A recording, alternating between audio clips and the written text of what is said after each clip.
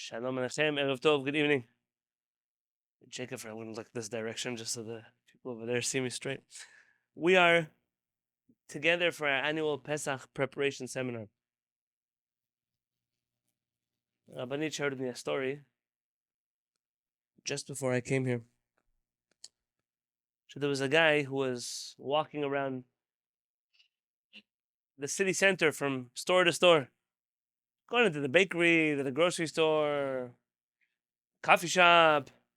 And his friend says, "You're walking around all these stores. What is it? A few days before Pesach. They don't need you at home?" He said, "I asked my wife if I could help. She said the biggest help is to just get out of her house." So I got out of the house. Okay, so he says, if his friend's hanging out, he's going to hang out also. So he's walking around with his friend. To the next door, the next door. Finally, it's time to go home. He said, "Going home already? You just left." He said, "Yeah, there's a limit to how much you could help." So here you have a situation for Pesach that all these people are going to dump Pesach on their spouses. Everybody dumps Pesach. It could be a husband and a wife and a husband. Everybody with their chumot, everybody with their shigonot, everybody with their craziness. And I'm asking you this year to please just focus on the holiday of Pesach. And so a few announcements. The first update that I have about Pesach, somebody reached out this year about the status of sugar. They said they were notified this year that sugar is no longer kasher for Pesach. I'm sure you heard the update. 2 years ago it was water bottles. Water bottles are no longer kasher for Pesach. This year it is sugar. So I told them that since the last time, well, I'll tell you, what's the story with Rabbi Steinsaltz? I never met Rabbi Steinsaltz. I have no skin in the game of the any controversy surrounding Rabbi Steinsaltz. Oh, Shalom was a big thing. Israeli news once asked Rabbi Steinsaltz when the Mashiach is coming. And Rabbi Steinsaltz said, seems that every other rabbi in the Jewish people has Ruach HaKodesh. All of them are able to know the future, when the redemption is coming, the end of times, when the Bet Midrash is going to be built. He said, I'm the only one that Mashiach doesn't talk to. So I'm the only one you should not ask this question to. For me, it's something very similar.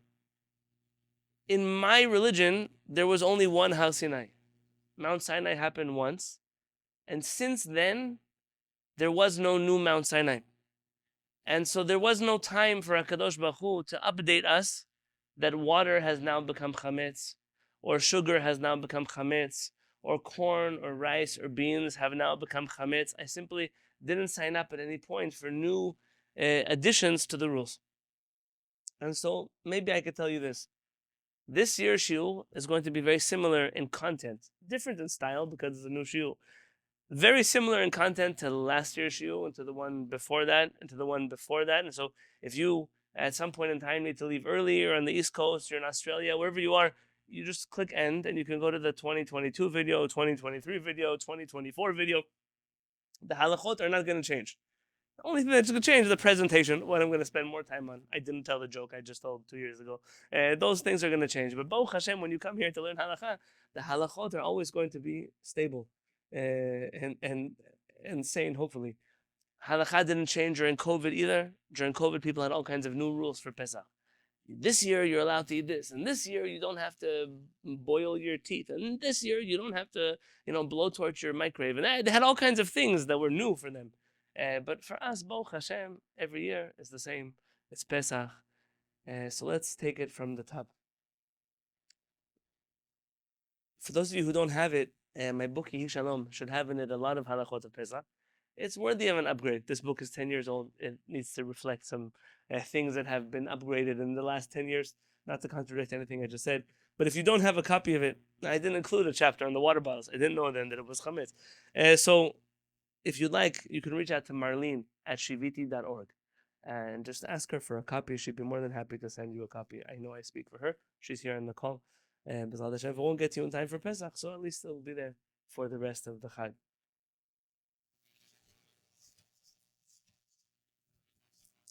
My yearly disclaimer. I am not a chief rabbi. I never signed up for the job. I do not purport to be the rabbi of anybody who doesn't consider me their teacher. If this is not your Bet Midrash, if this is not where you come to study halakha, if this is not the place where you get your information from, or if you plan to use the information of this shiur to antagonize other Talmidei Chachamim, other rabbis, other communities, other people, I just ask, stop now. If you learn somewhere else, that's where you should go learn Hilchot Pesach. If you're going to make problems for somebody else, I don't authorize the making of problems for other Talmidei Chachamim. But if this is your Bet Midrash, I ask, so this is how we learn halakha here. If you heard what that one said and what this one said, I can't answer what that one said and what this one said. But I recommend that if you're asking, for example, if you have to blowtorch your countertops for Pesach, while you talk to that rabbi, just ask them what they think about the fact that we're on a Zoom call right now using internet, and then you'll probably get a similar answer to the blowtorching. For right now, let's start at the beginning of these halachot. Our frame of reference. Our frame of reference is as follows. Torat emet natan lanu. HaKadosh Baruch Hu gave us a Torah of truth. So, it supposes one thing. There is a God in the world. Number two, He gave us a Torah in Har Sinai. Number three, that Torah came along with an oral law. That is the Mishnah and the Talmud is the greatest collection of oral law that we have. That halakha was later restated by Rabbeinu Harambam in the Mishnah Torah. And in my personal opinion, it doesn't have to be your opinion, Maran, Rabbi Yosef Karo, he codified those halachot for us, reflecting everything that was written in halakha until his time. We, the autonomous nation, the autonomous Jewish nation in exile, have always maintained our independent legal systems. Chacham Faor has a fascinating, in a few places where he writes, the definition of galut. Galut is a political exile, not a physical one. The Jewish people who leave the land of Israel are not necessarily living in a galut mode until they begin to assimilate their national institutions, their national culture for the world around them. But so long as Am Yisrael maintains their independence of thought, their independence of sovereignty, their independence of culture, in that case, Am Yisrael may be in a physical location of galut, but is not living in a galut mentality. Everywhere that Am Yisrael went, particularly the Sephardim, I cannot speak for all of the Jewish people, but everywhere that Am Yisrael went, no matter where it was in the world, Am Yisrael maintained its political and legal autonomy. Wherever we were, we had Batei Din, we had chief rabbis, we had, in many communities, prison systems and taxation systems. And we had the ability to write our own codes of law, ability to make takanot for the community. All of that lasted as an autonomous. You were sitting in a bedin in Morocco, for example, and the chief rabbi in Morocco, the Ab Betadin, put together a psak din for you, a ruling. You could travel to another sovereign Jewish community like Turkey. Would be a good example is Turkey. And you bring that paper to the Chacham Bashi in Turkey, to the Bedin in Turkey, to the one in Iraq, to the one in Syria, to the one in Italy, and they would say, we accept the rulings of the Bedin there over here. This is all part of the same autonomous Jewish nation. In order to have a functional Jewish nation, there has to be a legal code that we can get behind. Legal codes are not always perfect. Sometimes they're just practical. I am aware of the criticism that some have on Maran HaShulchan Aruch, but for the sake of the Jewish nation in exile, people far greater than me, a long time ago, way before me, the Sephardic Chachamim collectively decided the Shulchan Aruch is the binding code of Jewish law on the Jewish people. To what extent? I have shurim. I've taught about that. The Ashkenazim agree 95% of the time. The Ashkenazim agree that Shulchan Aruch is also binding. 5% of that time is when they disagree. And it seems like 98% of that 5% happens in the next 8 days of Pesach. So it's pretty much there. There are a few details, but let's say if we're exaggerating a little bit, Pesach is really going to be the point where there are minhagim that the Rama mentions, Rabbi Moshe Isserlish in Poland, that Ashkenazim practice differently than Sephardim. If you are a member of this Bet Midrash, you have no fear in the world to follow the Shulchan Aruch. It is okay for you to rule like Maran Rabbi Yosef Karo. I don't care where your parents came from. I don't care where you were born. I don't care which community you were born into or which color skin your mohel had on. It doesn't matter. None of those things matter. What matters is what you do as an adult, a Jewish independent adult, what halachot you choose to subscribe to. Shulchan Aruch is not a bad place to start. And that is the last code of Jewish law that was so broadly accepted in Am Yisrael, and therefore the frame of reference today is, I understand halakha through the prism of Shulchan Aruch, Rambam, Talmud, Mishnah, Torah, HaKadosh Baruch Hu. Aside from that, I do not feel beholden to any other authorities or any other opinions. Lastly, my leaning in interpreting Shulchan Aruch is always like that of Mori Harav Yaakov Peretz Hareini Kavrat Mishkavo. It's the first year I'm teaching Hilchot Pesach, and Mori Harav is not with us anymore. There are 100 questions this week that I wanted to ask him. Things I didn't fight with him about enough. Things I didn't figure out enough with him. Things I wanted to push back on. So, God willing, there'll be Kehillat Metim, and we'll have a chance to speak again. But until then, Anshe Emunah Avadu, people of faith have been lost. Azvu Tanu La'anachot, they've abandoned us to our own, and I will do my best to continue teaching this Torah without the guidance of Mori Harav.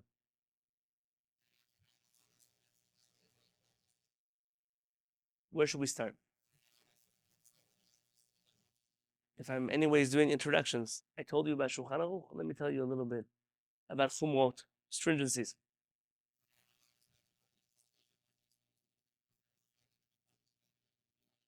There is an attitude, it's a thought. I was in Fair Lawn, New Jersey the other week with some of my good friends. We're having a very deep conversation about the desire that people have to be strict in halakha in general. And you should know that chumrot are a yetzer hara. They're an evil inclination to be strict. It's not a good thing. It's not a good thing. If you were a Kabbalist, Bichlal, the Kabbalists view chumrot, stringencies, as being part of klipot, and I'm not a Kabbalist, so I will not explain to you the meaning of that. But even the Baal Shem Tov, Alav Shalom, he had what to say about people who are strict about halakha. That sometimes that's what causes depression in people and sadness in people, and it's brought in order to bring a person down from their levels of happiness and holiness they are otherwise experiencing. There's a feeling that the more I do, the better it is. If I do more, it's better.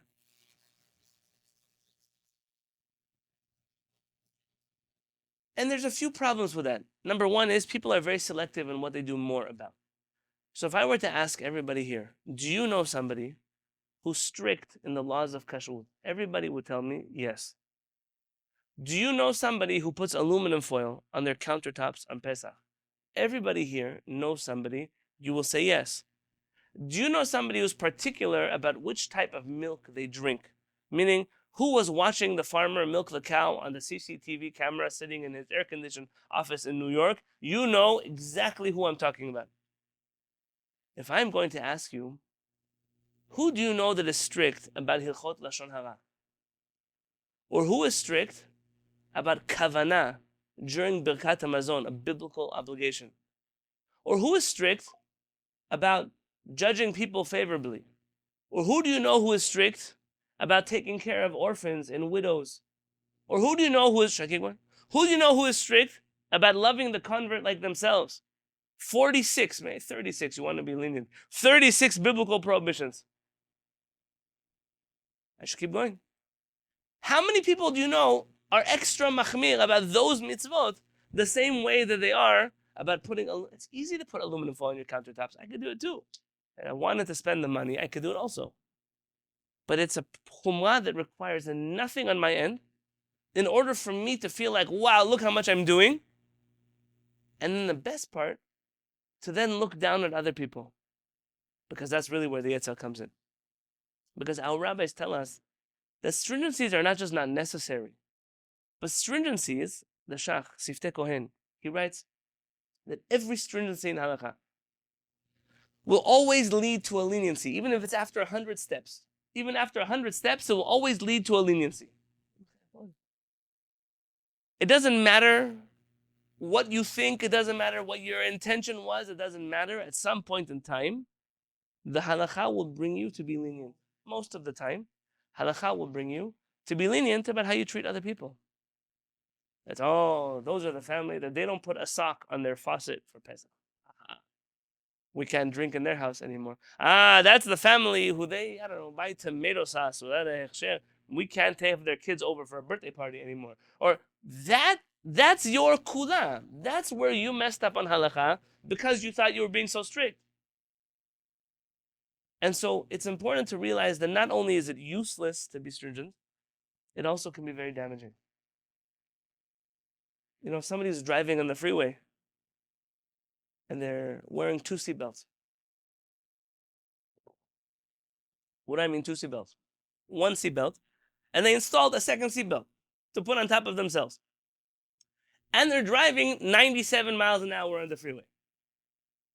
The police officer pulls them over. Will they get a ticket for speeding? Yeah? But I'm wearing 2 seatbelts. What does it matter? Who asked you to wear 2 seatbelts?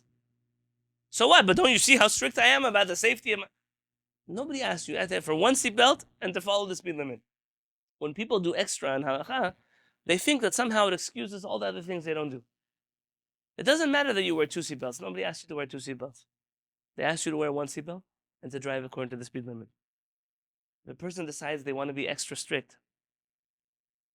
Let's say they want to be very lenient.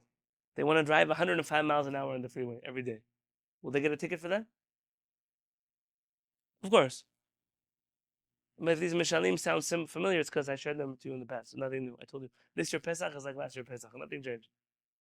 But if someone drives 25 miles an hour on the freeway, will they get a ticket?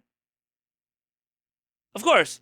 What do you mean? I'm being strict. I don't want to drive 65. I want to drive 25.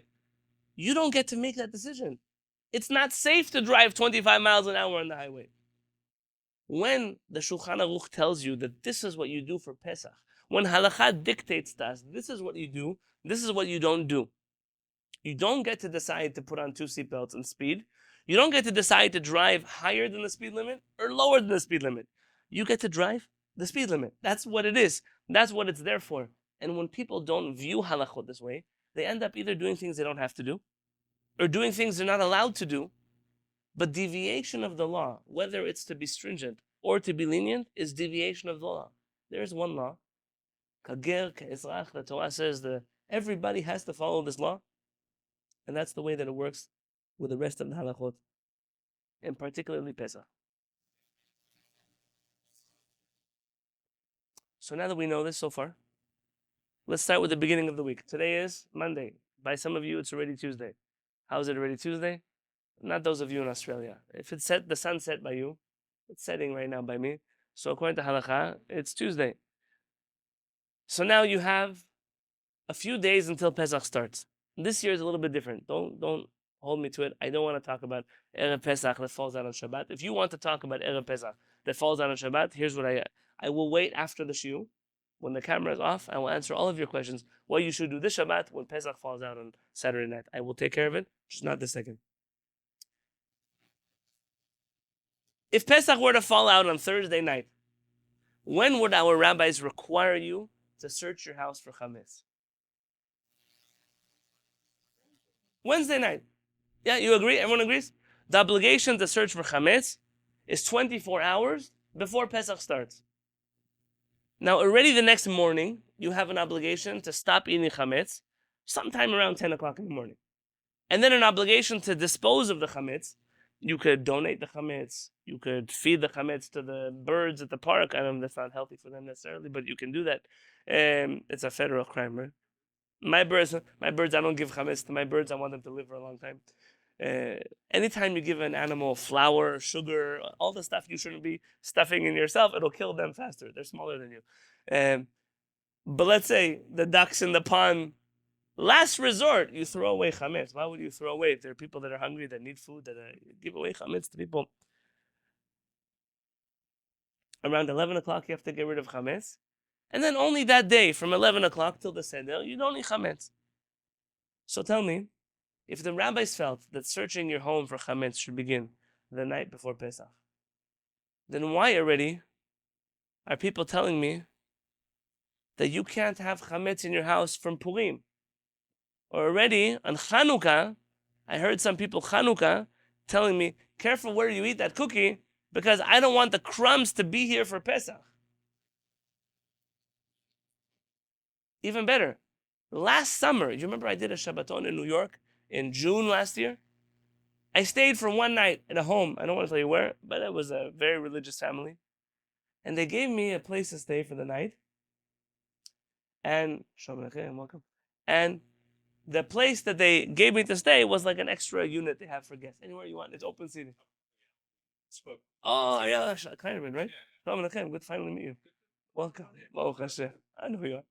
Shem Aleichem.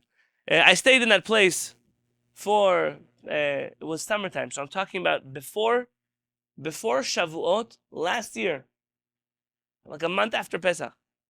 And they told me there's only one condition. You cannot eat chametz in this house. We want to keep it ready for Pesach. If the Shavuot, you're not eating chametz, so then what is going on with people's lives? How could it be that a year, 6 months, a month before Pesach, people are worried about chametz in their house? Chachamim instituted the night before Pesach, you search for chametz. Now, I know what you're going to tell me. Everybody needs to clean their house for chametz. And the night before Pesach, you have to search for chametz to make sure there's nothing left. But let me tell you, I grew up in a house. I have to be careful, my mother's here. I grew up in a house where my mother's house, the night before Pesach, if you paid her money, you wouldn't find chametz in the house.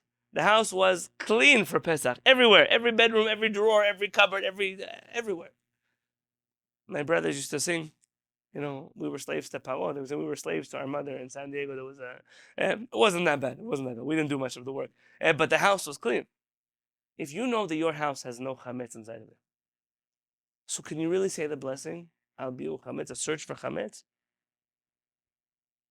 Can you make a blessing searching for chametz if you know there's no chametz?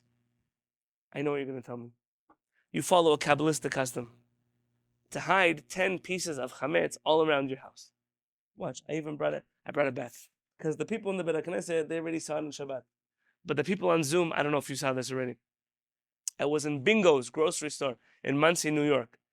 People always ask me, how do you live in San Diego so far away from the capital T, the Jewish community? And sometimes I wish to answer them. That's the reason I live so far away. So like this, they sell you things over there that you never would find anywhere else. Like, how could you really survive without them? I once met a lady at Ralph's here, and she was clearly not from San Diego. And she said, do you know where the broccoli kugel is? I don't think they sell broccoli kugel here. And she went, there's no broccoli kugel? How can you do Shabbos without? She was going screaming, how can you do Shabbos without broccoli kugel? I thought to myself, there's like 100,000 Jews in San Diego, and they seem to survive quite well without broccoli kugel on Shabbat. It's okay. If you want broccoli kugel, you can make your own broccoli kugel. What? But she couldn't imagine. How could you go to a grocery store that doesn't sell me broccoli kugel? So in Bingo's, they had a brick with a handle on it. Why do you need a brick with a handle? So you could put the brick in the fire and then put it on your countertops. Where else? Home Depot doesn't sell you a brick with a handle. So that's why you have a kosher grocery store. Or like this little neat thing that I got here. This is a prepackaged, you know what I'm talking about? It's a prepackaged 10 pieces of chametz. They come labeled 1, 2, 3, 4. They're all labeled. They come in little bags, and there's even a big bag that you can collect them in at the end.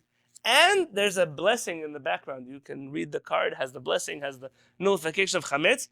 And listen, to be honest, for $2.99, it's much easier than wrapping my own bread and then having to unwrap it for the fire and all here. It tells me each piece of bread is numbered and double wrapped. You shouldn't have it single wrapped. So let's say you hide this chametz all over your house. Now, are you allowed to hide chametz in order to say a bracha? This is a classic case of bracha she'enat tzaricha, a blessing that you're not required to say. For example, if you're in the middle of eating a sandwich, and Shabbat people are going to do this because they want to eat 3 meals. You're in the middle of eating a sandwich. What kind of sandwich? I don't know. You go to one of those places that sell sandwiches for Og Melech HaBashan, like a, kosher Subway. Yeah, okay. You go get the sandwich. Now you eat halfway your sandwich, then you realize, I want to say a second bracha. So you say bracha hamazon halfway through the sandwich. You go wash your hands again, do hamotzi, and then eat the second half of the sandwich. Can you do that in a sandwich? No, that's saying God's name in vain. Because you're saying a blessing, you're not obligated. You could have just continued to eat the sandwich. Why did you force yourself to say a blessing? You can't force yourself to be obligated in a blessing because you went to hide chametz. So rather, you're forced to accept that our rabbis truly, it's real, it's not fake. It's probably like a crouton or something. I don't know what it is. And they're relying on the fact that nobody's going to eat it. Probably. So our rabbis relied on the fact that you need one day to get your house ready for Pesach. It's not a big deal. Now, it sounds like not a big deal. You're going to tell me they lived in mud huts, or I don't know, they lived in smaller houses, or they did not have refrigerators or freezers or pantries. Fine, I accept. Our life is a little bit different. A little bit different. And I want to give you an example. Right now, everyone is going to become Oaxacan with me. Okay? I have permission from the Lopez family. Everybody now is going to become Oaxacan. What is Oaxaca? It's a place in Mexico. Because I don't know what everybody here eats. Maybe you eat broccoli kugel, so I can possibly talk about your diet. But imagine the following. If you are living in Oaxaca, this is your menu for any given meal. You have, every meal is going to start with a tortilla. You have two kinds of tortillas. Tell me what they are. Flour tortilla and corn tortilla. That could be a yellow corn tortilla. It could be a white corn tortilla. It could be a whole wheat flour. It doesn't matter. But corn and flour, tortillas. Every meal is going to include inside of it some kind of protein. Tell me. Chicken, beef, fish. Let's leave the not kosher ones because we're Jewish Oaxacans, okay? Let's leave it out of the menu, okay? Okay. Everything is going to come with beans and rice. Everything will come with beans and rice. Possibly some corn, possibly. And then what else? Some salsas. So what are salsas going to have inside of them? Tomatoes, onions, jalapenos, peppers, maybe garlic, maybe cilantro, all kinds of vegetables. And maybe if you are, like that, maybe some vegetables, and you're going to finish your meal if you wanted with some fruit, possibly. That's going to be your meal. So this is going to be an average meal.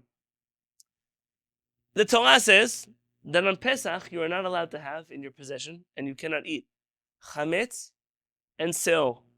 First step at a time. What is chametz? Let's use the modern Jewish definition of chametz. No, that's se'or. What is chametz? Flour. So flour that has come in contact with water, that hichmitz, that became soured, meaning it started the process of rising. Our rabbis seemingly told us that takes 18 minutes. I'm not here to determine whether it's really 18 minutes or not. I said let's use the modern Jewish definition. 18 minutes from when the water touches the flour. Which kind of flour? Any of the 5 grains. Let's not define the 5 grains aside from wheat, barley, and spelt. Okay, everything else I'm gonna leave out of it, not because they're not part of the 5 grains, but because I don't want to get into a conversation about which of the other grains are the 5 grains. If you want to see an excellent article about oats, I highly recommend you read Rabbi Yitzchak Berdugo, his new book, Motzi Matzah. The Chabura published it under their Dot Press imprint. In the back, there's a beautiful essay on whether oats are actually the 5 grains or not. My opinion is that you should treat oats as one of the 5 grains stringently in both directions. Be stringent not to eat oats on Pesach that have lasted longer than 18 minutes in contact with water. And be stringent not to eat matzot that are made out of oats. Because likely, you're not fulfilling your obligation with oat matzah. And if you do have to eat oat matzah on Pesach, you definitely shouldn't say hamotzi lechem min haaretz on it. Definitely not. A suggestion I saw, one chacham that I'm close to suggested, sit next to somebody else who's eating regular matzah. Let them say hamotzi for you, and then you can maybe eat your own matzah. I don't know how much I like that idea, but it's a better idea than risking saying Hashem's name in vain on an oat matzah. No, come, welcome. You're good. There's room at the table. Okay. Welcome. The San Diego people are used to class starting at 7:30, and because it always runs late, 7:40. Yes, we started tonight at 7 because we have East Coast people here. Oh, Hashem. So, there you go. Tell me, therefore, that is chametz. 5 grains that have come in contact with water.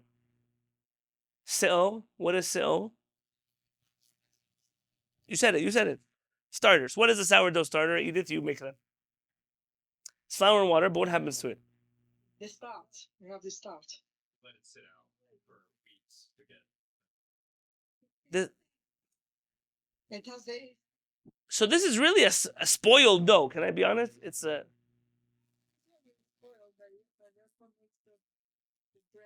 Fermented. Okay, so unlike other things that if you leave them out and they start to smell, or maybe they become kasher by default because they're sourdough starter is special because as it gets like that, it becomes more useful to your dough. You put it inside of a dough and it causes the dough to rise. The Torah, our Chachamim, they never met yeast like yeast. Yeast is not a thing. They didn't have yeast. They used se'or, the sourdough starter. Both chametz and se'or, you're not allowed to own them. And if you own them, you cannot see them. It's a separate program. And you have to get rid of them for Pesach. So now go back to my Oaxacan lunch, okay? Tell me from my lunch what I have to do. What do I have to take out of my meal on Pesach? The flour tortilla. The flour tortilla. What else? Nothing. Okay. How long will it take for me to clean my house from the residue of my flour tortilla? Half an hour. No, you're very strict. You were not on my cleaning crew on Pesach. Or was it? 5 minutes. How long? 3 minutes, 5 minutes. Yordana, you were on the cleaning crew. Jacob, you guys agree 3 minutes is okay? I'll give you 20 minutes even. You have to clean the pan. Maybe the counter where you rolled them. Shalom and Israel. Our rabbis lived in a reality where the only thing you do is you stop eating chametz, you get rid of that chametz, and you clean whatever it is that had chametz with it. Aside from that, everything else you can eat on Pesach. I have a friend in Australia, Rabbi Shimon. Rabbi Shimon, he puts out a list every year of foods you're not allowed to eat on Pesach. Every year he publishes his list, and he always announces the list, and then it has number 1, chametz. And then the rest of the list is empty. There's nothing else you're not allowed to eat on Pesach. Everything else is mutar on Pesach. Everything else. All of the food that we eat that is not chametz or se'o, you are allowed to eat it on Pesach. Now, we're going to obviously talk there, minhagim that have developed since then. But let's take it at least on a Torah level. From the Torah, till the Mishnah, until the Talmud, until the Rambam, until the Shulchan Aruch.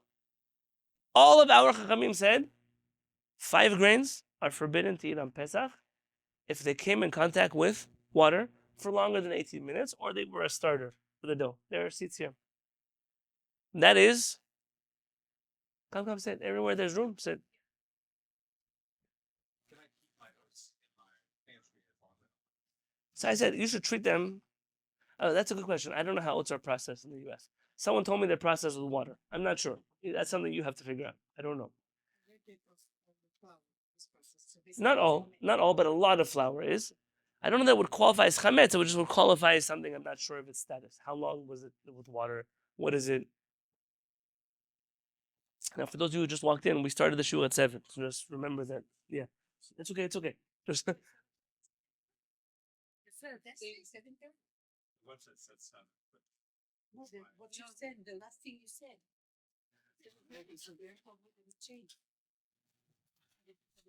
You're right, guys. I made a mistake. I sent out a second notification that I copied from last year, and it said 7:30. Mechilam. Last year 7:30 was too late. So you missed that we didn't make up any new halachot since last year. You missed that we still follow the Torah, the Rambam, Shulchan Aruch. You missed that I'm only here to teach people who consider this their Bet Midrash. If they have other rabbis or other teachers, then they should ask them their Pesach questions. And right now we're talking about chametz and se'o. That's what we're talking about. Sorry, it's my mistake. If I sent out a second notification, 7. Oh, and I mentioned about this again for those who. So.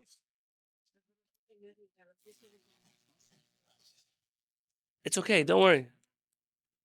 I mean, go eat a little bit. Put it in the bowl over there. I mean, put it in the bowl over there. Help him take all the stuff to the kitchen, okay?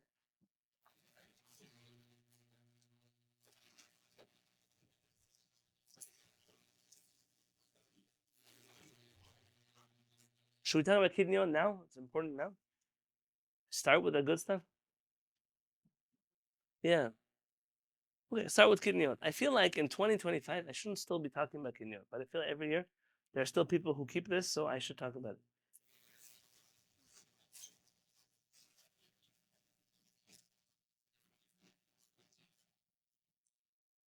You were talking about like flour right now. That sometimes it has like Water. mint. It doesn't stay like water on the ingredient. You wouldn't know. So for flour, you have to check which flour you buy. Yeah, that's why for matzot, we're particular which flour we get. Let's talk about kidneyot for a minute. Let's start there and we'll get it out of the way. I have a shiur online called Kaleidoscopic Kidneyot, where I trace the history of kidneyot from the first time somebody talked about it all the way until today. Kidneyot is a very old custom. It's not new. It wasn't invented yesterday. The Ashkenazim have not been eating these things for many, many years. Many years. And this topic is very emotional. Otherwise, logical people who are perfectly comfortable eating chametz on Pesach will never eat rice or beans on Pesach.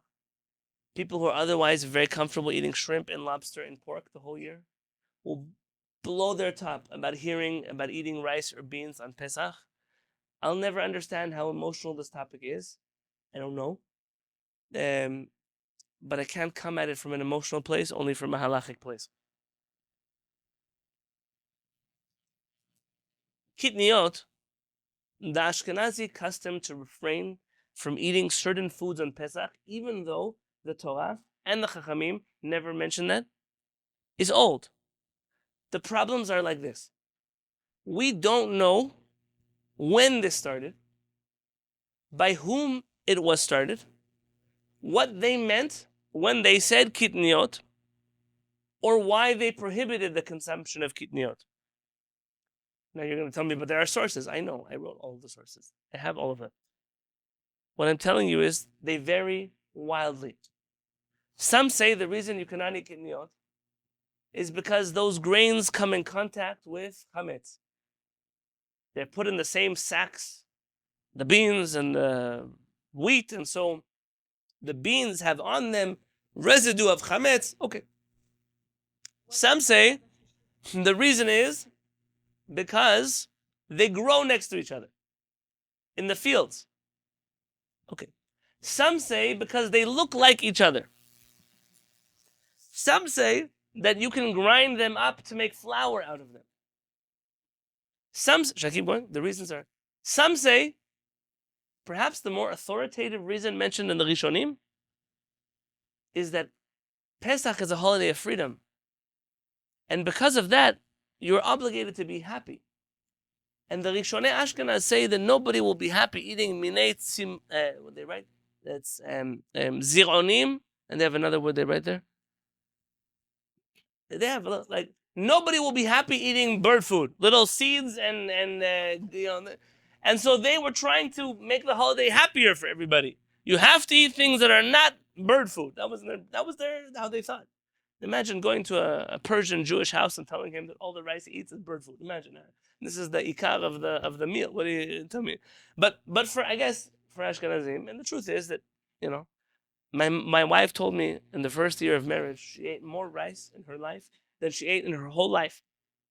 That at her house they only ate rice when they ran out of pasta, and that the rice that they made, it was all stuck together in one piece, and it all tasted like tap water. Like that was the flavor of the rice. Because who makes rice? It's like Uncle Ben's, like instant. You put it in a. So, in that kind of world, it's not a big deal if you take out the rice. Fine. It's also not clear what are kitniot.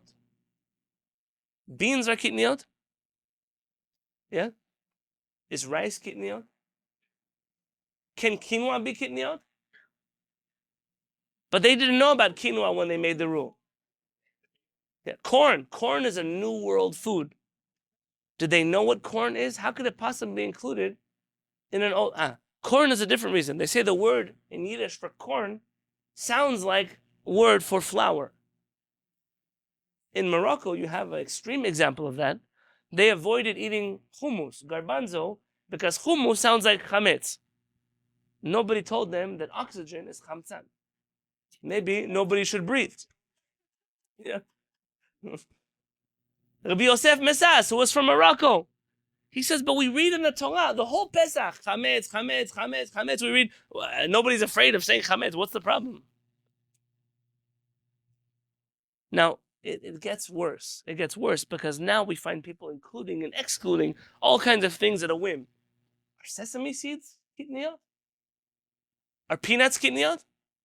Because 50 years ago, 60 years ago, in this country, all the Ashkenazi Jews you know use peanut oil. Everybody. Everybody. Rabbi Moshe Feinstein writes, how can peanuts be kitniyot? We didn't know about them when I was in Russia. It cannot be part of the original decree. And because we have no clue why this decree was made, and he gives all the reasons. He said it's not possible to add new things to the list of kitniyot. So peanuts, peanut oil, was the classic Ashkenazi alternative for other oils. Peanuts then became kitniyot. They didn't pay enough money to stay off the list. And instead, today, they use in almost all the food two horrible oils, palm oil, and cottonseed oil. And the reason why cottonseed oil, I had to research 2 years ago, why is cottonseed oil not kitniyot, but another oil? It turns out the Rambam mentions 3 types of seeds. Seeds that humans can eat, seeds that only animals can eat, and seeds that even animals do not eat. And cottonseed is on the 3rd list of foods. And so the logic goes that if an animal wouldn't eat it, then it cannot be kitniyot on Pesach.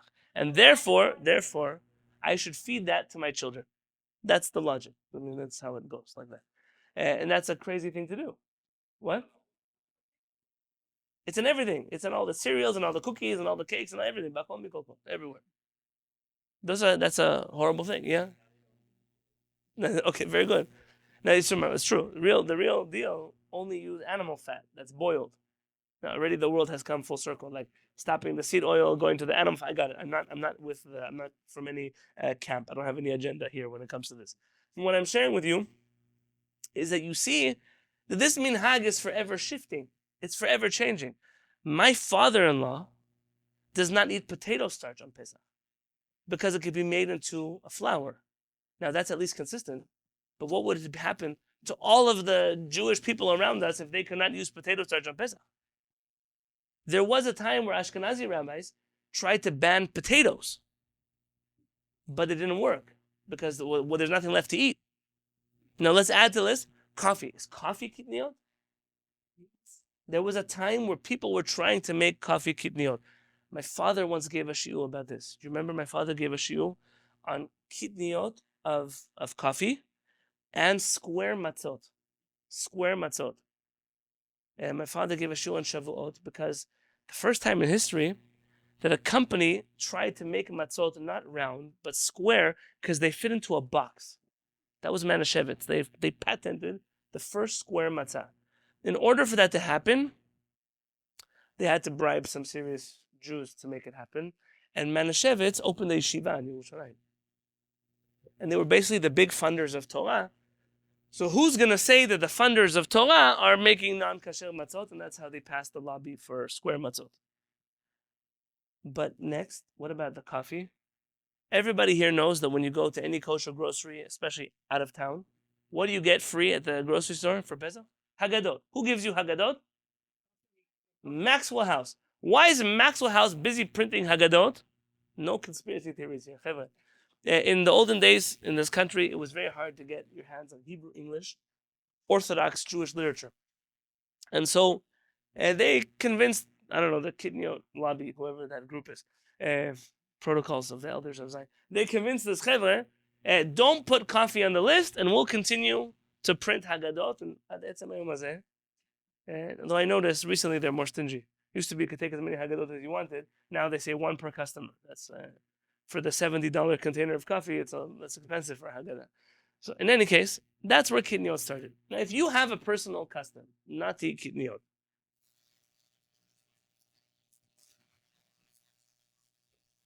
should I tell you who else does not eat kitniyot? I mean this with a tremendous amount of respect. The Karaim. The Karaites, they do not need Now, Karaites are not bound to halakha like we are. So I'm not mocking Karaites. I'm simply telling you they're different than we follow halakha. The Karaites, because they also don't have an oral law like we have, when the Torah says any chametz or any se'or, they include anything that can go sour. There are many Karaites who don't eat corn, some who don't eat rice. Not all Karaites don't eat corn or rice. Some who don't eat beans. Karaites don't, many, not all. You can't say all by Karaim. There are many groups of Karaim. There are Karaim who do not drink vinegar. There are Karaim who don't drink wine. So the mitzvah, 4 cups that you have on Pesach, many Karaim are precluded from fulfilling that mitzvah because they don't drink anything fermented on Pesach. Now, if chametz means anything sour and anything who can go sour, then maybe the Karaim are right. That led some Chachamim to say that the custom that Ashkenazim have of not eating kitniot on Pesach is actually a Karaite custom that came over to Ashkenaz.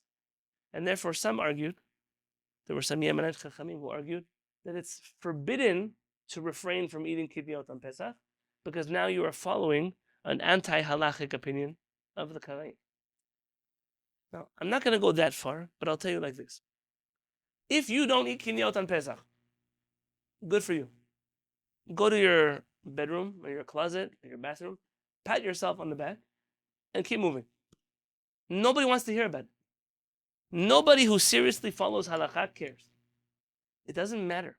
It's not important. Definitely it shouldn't be driving you to the point of craziness. So even the original Ashkenazi Chachamim who did not eat kitniot on Pesach means they did not eat rice on Pesach. They did not eat beans on Pesach. Already Ashkenazi Chachamim wrote that you can drink or eat derivatives of kitniot. Like oil from kitniot, that's not a problem. What, now you're going to tell me there's flour on that too? Of course it's okay. If you want to look in the Pinyanei Halakha, Rabbi Eliezer Melamed has a whole essay on Harav Kook, who permitted sesame oil on Pesach. He said, even if you want to say sesame is chametz, but what about sesame kinyon? What about sesame oil? What can be wrong with sesame oil? Tough that already today, all the oils, all the syrups, all the derivatives. What about the paper towels? They tell me you can't use the first 2 paper towels in the roll because they have cornstarch on them, that when you dry your plate, you're going to put cornstarch on the plate, and now you're eating kitniot. Or, I know families that don't use any paper goods, only plastic goods on Pesach, because all paper goods could have cornstarch in them. And cornstarch is chametz, they treat. Why I'm saying like chametz? Why? Because it's treating it more stringently than chametz itself. Let me ask you a question. Can you give me these mangoes here? Show me these don't even have hechsher on them. Oh, they do. Okay, these mangoes here, they have a hechsher. Mango, sugar, da-da. Okay, let's say here it had at the end, throw me an ingredient, corn oil. Let's make it up. Don't worry. Is the majority of this food corn oil? Because kitniot is not biblically prohibited, nor is it even rabbinically prohibited, kitniot is nullified in a majority mixture. Kitniot is also allowed to be intentionally nullified because it's not actually prohibited. Which means, I'm not telling you should drink Coca-Cola, okay? But all of them, the corn syrup in the Coca-Cola is going to make a kitniot. That's a classic case of amei haaretz, of ignorance. Because there's not enough corn syrup there that it's more corn syrup than it is water. Everybody knows that you can have a mixture of kitniot on Pesach. Now, you're going to tell me, that's so 100 years ago. Today we have a new Torah of kitniot. My brother-in-law, I don't have a brother-in-law. My brother, his wife, my sister-in-law, Shira, she lives in Biwa. She grew up in the Lower East Side, the community of Rabbi David Feinstein, the son of Rabbi Moshe Feinstein. His father-in-law, Mr. Martin Cohen, who comes to our shiurim in New York, he learned by Rabbi David Feinstein. I'm sure he also knew, if I'm not mistaken, Rabbi Moshe Feinstein. And when my brother got married to his daughter, they're neighbors, next door neighbors, he wanted to ask, what should he do when he goes to eat at my brother's house on Pesach? My brother eats rice, he eats corn, he beans, well, whatever he wants, that's what they have there, except for chametz, like the Torah says. And here's what Rabbi David Feinstein said. He said, let's say they serve you a dish, a big pan, and in the pan there's chicken with rice. So you should take the chicken and just scrape off the rice and eat the chicken. Because your minhag precludes you from eating the rice. But the rice cannot possibly make it a problem for you to eat the chicken. But today I'm hearing about kitniot utensils, about Ashkenazim who could not go to Sepharadim's house because maybe the pot was used for kitniot. And then you ask yourself a question, when will the craziness stop? It's okay to have a minhag. You know how many things I don't eat? I barely eat beans the whole year. I didn't go bragging to you the whole year. I don't eat beans on Tuesday. It doesn't matter. What does it matter? But to make this thing, the Ikar Pesach, and then worse, to turn it into a point of division between Am Yisrael, and then worse than that, to consume foods that are not healthy for you, because you're trying to avoid things that are allowed for you. I don't know who can give din v'cheshbon after that. It will be much more normal for you to sit at your seder at any meal, to eat your proteins, to eat your vegetables, to eat your starches that are permissible, and not to fill yourself with purple jelly roll cake, 7 layers with frosting, which is really potatoes and sugar and cottonseed oil. It really would be wiser for you that way. But already that's how far away we're removed. I think Adkan, I've explained to you already, kitniot. You're allowed to, there's no obligation to eat kitniot, but please don't make it more of an issue than it is. It's not an issue. And if it's a minority ingredient, if it's a derivative of, if there's some kind of machloket, for example, again, I'm not talking about the health of anything. Canola oil. When I came from Israel to America, and people asked me, can I use canola oil on Pesach? I told them, everybody can use Ashkenazim and Sephardim. And they showed me the list. The list, capital T, says that canola oil is kitniot. I said, it can't be. I know in Israel that Ashkenazim use canola oil. So I did my research. Turns out it's a machloket between the Sanhedrin of Israel and the Sanhedrin of the United States of America. In Israel, canola oil is not kitniot. But in America it is. So it depends if you are from Israel or America. I'm joking, obviously. Whether or not you can eat. What I'm saying is these kind of things. So choose like the opinion that is lenient and don't eat rice, don't eat beans. Stop with the rest of the shigono. So let's talk about our house. So I told you we need 24 hours to clean our house for Pesach. That means that all of the things that are chametz, gamu, mamash chametz, that is, tell me what things are chametz. Cookies. Okay, pasta's hard. Cooked pasta. Okay, go. Because I don't know how they make it dry pasta. It first has, minutes time, you're right. Okay, pasta. Let's make pasta. Chips. Wheat chips. Okay. And you can have the mango bun. Soy sauce that has wheat. Okay, good. Cakes, bread, hot dog buns, hamburger. Chametz gamu. Real chametz. That kind of chametz, the right thing to do is to either eat it or donate it before Shabbat. And leave for yourself enough bread for Friday night dinner and Shabbat morning before 10:40, whatever the time is. I mean, no, please not with the bag here. Friday, Shabbat morning before 10:40 to eat the second meal. And the third meal already, we could talk about afterwards. But the first 2 meals with bread. That's the only bread you should have left in your home. If you are unable to get rid of all your chametz, and you are the kind of person who would like to rely, I don't read the chat box, so if there's somebody who wants to tell me a question in the chat box, I said something about flour. Flour is not innately chametz. It's not innately chametz. That's going to go into my second category. There are things that they're not necessarily chametz, they're also not necessarily kasher lePesach. They have some kind of derivatives of chametz in them. They have some kind of starches in them, maltodextrin, dextrose, vanilla that has alcohol in them, all kinds of things. You want to include those things in your sale to a non-Jew, a real sale, not a fake sale. Or a real sale, you take the things, you put them away. If Mohammed is going to come to your house 3 o'clock in the morning on Tuesday night, you're going to let him get his chametz. If you're going to call the police on him, it's your chametz, not his chametz. Those are a real sale of chametz. In that kind of situation, fine. I'm not a fan of private people selling real chametz. Real. If you have to, you have to. I'm not telling you it doesn't work. I'm telling you chametz sale, many poskim say it's real. If you want to be strict about something, don't be strict about corn. Be strict about a biblical prohibition of owning chametz. That's what I'm telling you. I'm going to be strict. Now, flour itself, I would include in the sale because if you don't know the flour has been processed with water or not, then you shouldn't use that on Pesach. You have no use for it. Now, if you have flour, for example, the one that Ben Schofield researched for me from Janie's Mill, that is not processed with water, technically you can bake matzot with that on Pesach. So now, I know people, there's some people in the shoe right now, they're going to be baking matzot on Saturday night by the Seder. Yeah, it's ambitious, but it's incredible. That's how it used to be. I know old Yemenite Jews that I met in Israel. The minhag that they had was by the Seder, while the men were reading the Haggadah, the women were next to them baking matzot. We can bake on the Chag? Yeah, of course.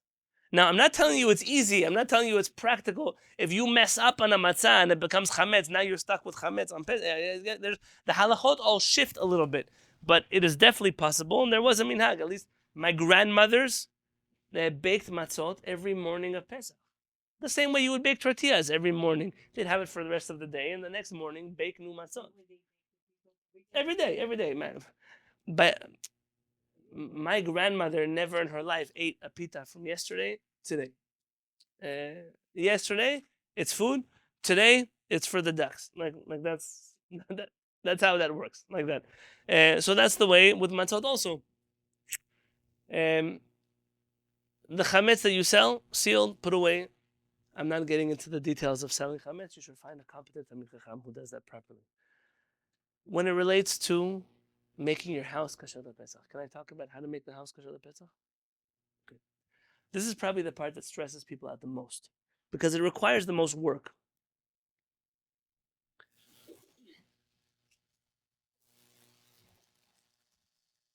We mentioned chametz and se'ol before.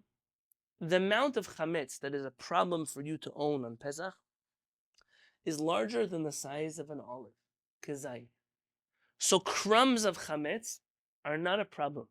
So when you sit in your car, last week I was in the car, I had to run to a meeting somewhere. My wife made me a sandwich.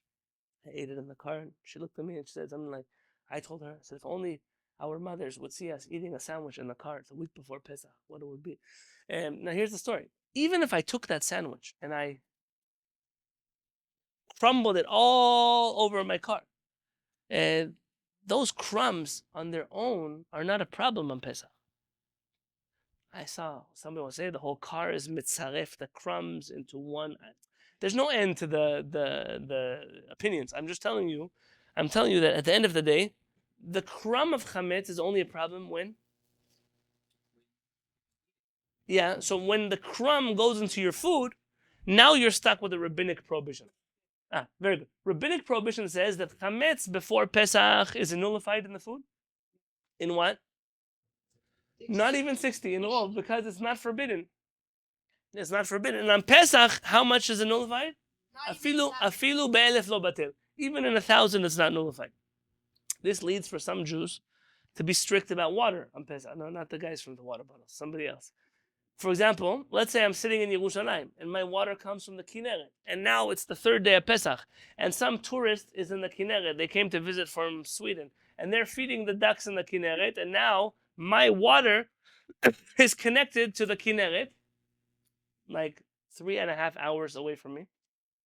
But chametz, even in 1,000, is not batel. The literature at the turn of the century, maybe even a little later, the 1950s, 60s, 70s, of rabbis trying to justify why it's okay to drink water from the Kinneret, even if there are crumbs of bread inside of the Kinneret, is fantastic. It's a study. If you want to study like how halachot develop. But let's say that it's not a problem. There are some Jews that are careful. There are Jews that all the water they drink on Pesach, they take out from the water system before Pesach. It's Mayim Shalom the whole Pesach. I went here to Rancho Bernardo in San Diego. There was a wedding of a classmate of mine. The mashgiach wasn't available. I offered to do the hashgacha there for them for free. I came there, and they didn't let me in the kitchen. The manager, why not let me in the kitchen? I'm the kosher supervisor. He says, I know you people. Last Passover, you guys ruined my kitchen. He told me the first thing, you know the story, you've been here long enough. He blowtorched everything in the kitchen, broke all of their glass display pieces, everything. He blowtorched everything, broke them all. So he didn't have to pay for it because in their contract was they will make the kitchen kosher, and that's included in making the kitchen kosher. The second, if you've ever seen a commercial dishwasher, it's like a conveyor belt, and plastic conveyor belt, rubber, he blowtorched it so it melted into one piece of plastic. And then he said, when he finally became my friend, because I said, I'm not going to blowtorch. I come in peace. No blowtorches here. We spoke and said, you Jews are crazy. I said, thank you. What makes us so crazy? He said, last year, they ran out of kosher for Passover water on the 7th day of Passover. And now, I said, kosher for Passover, what is kosher Passover water? It's the water that they took out of, pre-planned water. So what do? He said they had to cook everything with apple juice. Chicken soup and matzah balls with apple juice. The egg noodles in apple juice. They people to drink only apple juice and orange juice. People who had sugar problems. I don't know what happened to them over there. But over there, what happened is that they couldn't drink water because the chametz water was everywhere and they couldn't drink any of it. Now that sounds crazy to you. What happens is when people don't keep their craziness in check, it begins to spread. Then it becomes communal standards, and then you're afraid to break it because then there'll be inquisition after you. And then nobody's getting in your house. They won't marry your children, and then they won't take you to school. And then that's how these things happen. It's not that everybody became crazy. A few crazy people were allowed to do the things they did. Nobody kept them in check, and now we're all paying the price for it. So back to our Pesach, water, chametz. The chametz crumbs, you don't have to clean them. That's spring cleaning and nothing to do with Pesach. You are looking for olive sizes of chametz and more. Your closets of your clothing, they have olive sizes of chametz in them? Hopefully not. Yeah, your bathrooms have olive sizes of chametz in them? Hopefully not. I did see for sale in New York kosher for Passover plungers, toilet plungers. Yeah. I took pictures of everything, where I've documented one day after 120 years, I will bring to HaKadosh Baruch Hu. I'll bring to HaKadosh Baruch Hu. Mikam Chak Yisrael. That's what I'm going to say. Like you think Hamas and Ramadan has kosher for Passover toilet plungers? Only Am Yisrael can do that. So we are... it's crazy things. Where do you have to check? You have to check your kitchens. You have to check your dining room, your pantry, your garage maybe. Yeah, the places that you eat. Aside from that, if you eat in bed. Okay, so check where you eat in bed. I don't know. Nightstand, you have food, check over there. And then you're done. You don't have to be crawling under your couch. You don't have to be opening all the books in your house. Why would you open all the books? When's the last time you ate and left crumbs inside of your books? What are the chances you're going to open a book on Pesach and a crumb from 3 years ago is going to fall out into your chicken soup at the size of it? No, because they're afraid the crumb will fall into the food. That's what a guy said. He said, I just finished the Mishnah. I've just finished the Talmud Bavli. I'm about to begin Talmud Yerushalmi. If anybody wants to help me clean out all the books, and please, you're welcome to come help me. This guy is, you don't have to, especially, there was a famous Ashkenazi rabbi, Chazon Ish. The Chazon Ish, Alav Shalom, on Pesach, they say he only had 2 books with him. He had a Chumash. I don't know if it's true, but it's a good story. He had a Chumash and a book of some young rabbi. I don't know, maybe let's say Yehi Shalom. He had a copy of that over there. And everyone's like, wow, the Chazon Ish for Pesach prepares himself only with a Chumash and there's one book of this young rabbi. They went to ask him, who is this rabbi? It must be one of the hidden tzaddikim of the generation. So let me tell you, this Chumash I have it only for Pesach. It's my Pesach Chumash. In that book, it's the only book I know for sure I didn't read the whole year. So these 2 books, they can come with me into my Pesach table, right? You don't have to do things like that. You're looking for olive size of chametz. Now, when it comes to kashrut, because we mentioned that the cooking of foods, the crumbs of food matters when it relates to food. So before Pesach, we said chametz is nullified in majority. On Pesach, chametz is not nullified even in 1,000. So if chametz, chas v'shalom, falls into chicken soup on Pesach, what is the status of the chicken soup? Chametz. What if it's a huge pot? Still chametz. Is it chametz according to the Torah or chametz according to the rabbis? Majority of our chachamim are of the opinion that the law that chametz is not nullified on Pesach is a rabbinic law. It's not a biblical law. Which already means that chametz falling into things on Pesach is not as complicated as you think it is. The fact that most of that Oh, so we're going to talk now about utensils. That's a great point. That's now we have to do this. Come. Esther, come inside. See, I already made noise for you. That way you can come inside. Yeah.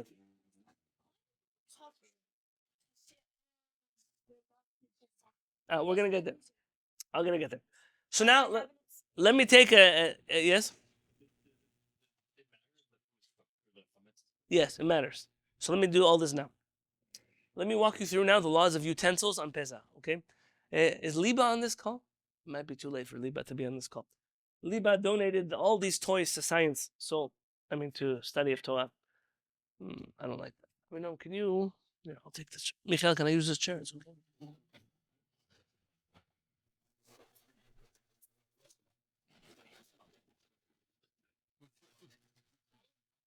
Now, these toys were donated by Miriam Goldstein. These ones. My collection has been upgraded over the years. I don't have so many toys. I think some of these belong to you. You don't know? Okay.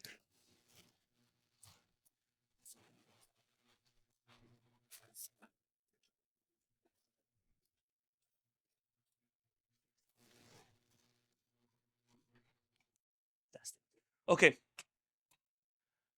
Let's do this. If you go buy new utensils for Pesach, the utensils are obligated to go to the mikveh, according to the Torah, if they're made out of metal. In the war of Midian, we are told that all the metal utensils, to mention 6 or 7 types of utensils there that are metal, all the utensils there, need to be put, anything that was used in heat should be put in fire, anything that was used in water should be put in water, and it should be put into the waters of Nida. Now, whereas you might think waters of Nida means a mikveh, elsewhere in the Torah, me Nida means, we just learned Parashat Chukat, me Nida means the ashes of the red heifer, the red cow. Rabbi Moshe ben Nachman has come here in the Torah, but that's what it says. But the Talmud tells us menida means a mikveh. A mikveh, a kosher mikveh, or a living body of water. Think of like the ocean, okay? You buy a new metal pot, a new metal spatula, anything made out of metal, it has to go to the mikveh. Along come the Chachamim and say, what is the status of glass? Glass, the Chachamim argued, is like metal. How is it like metal? It can melt. Thank you, Obadiah. Obadiah's been here for a long time. It can melt. Because you can melt down, let's say the glass breaks, you could technically melt it down and reshape it, then glass is like metal. And therefore the Chachamim added glass to the list of utensils that have to go to the mikveh. So what about plastic?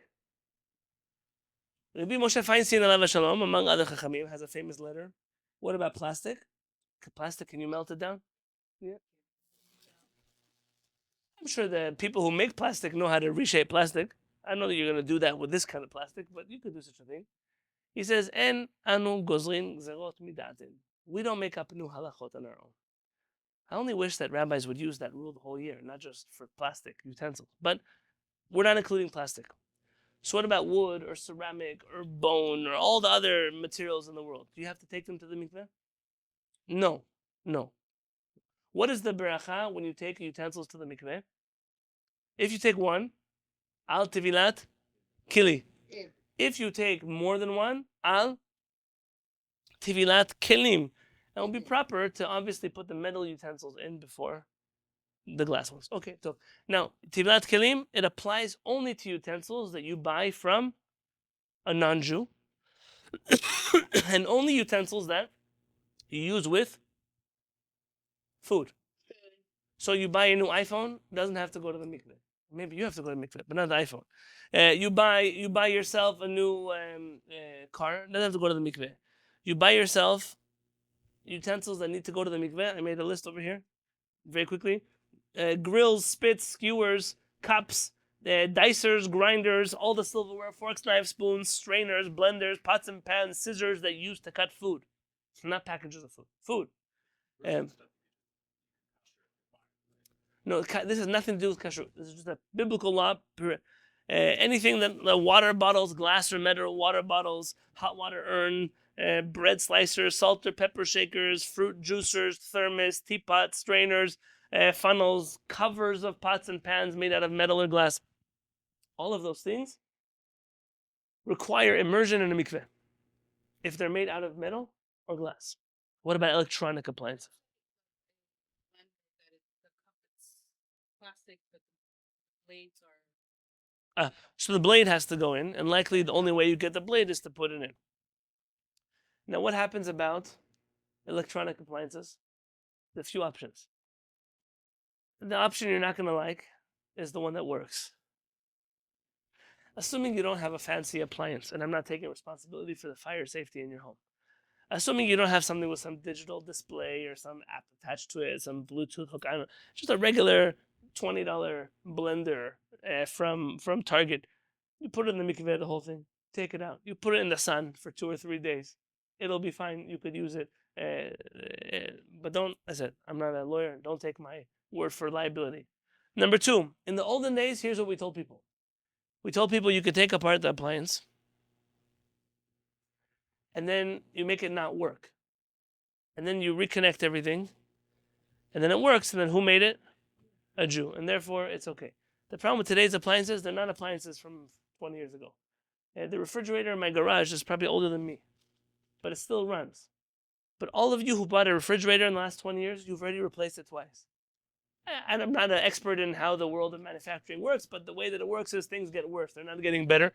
And you see people driving cars from 1962, and all of a sudden your car you bought 2015, it's not running anymore. How could it be? I don't know how it is, but that's the way that it is. I don't know that you should take apart your appliances and assume that you could put them back together again. Number 3, there is a suggestion to give your appliances to someone who is not Jewish as a gift, and then ask them permission to borrow it, which seems like a trick. It seems like a trick because how long can you borrow an appliance you bought and gave to somebody else as a gift? The 4th opinion, I don't recommend you rely on this, but the state of Israel's chief rabbinate does for the most part. That's how they do their kitchens. That anything that is attached to the ground does not require going to the mikveh because it's like built into the house. So because every electronic appliance requires to be plugged into the wall, it's attached to the ground. And therefore, you don't have to take it to the mikveh. Yes. Which water heater? Like the one in the garage? Please don't give them any ideas, Jacob. Please. It's enough. I see now. There's their new company coming up. They're gonna immerse your water heater in the mikveh and then they're gonna blowtorch it for you. Yeah. Jacob, let's do it.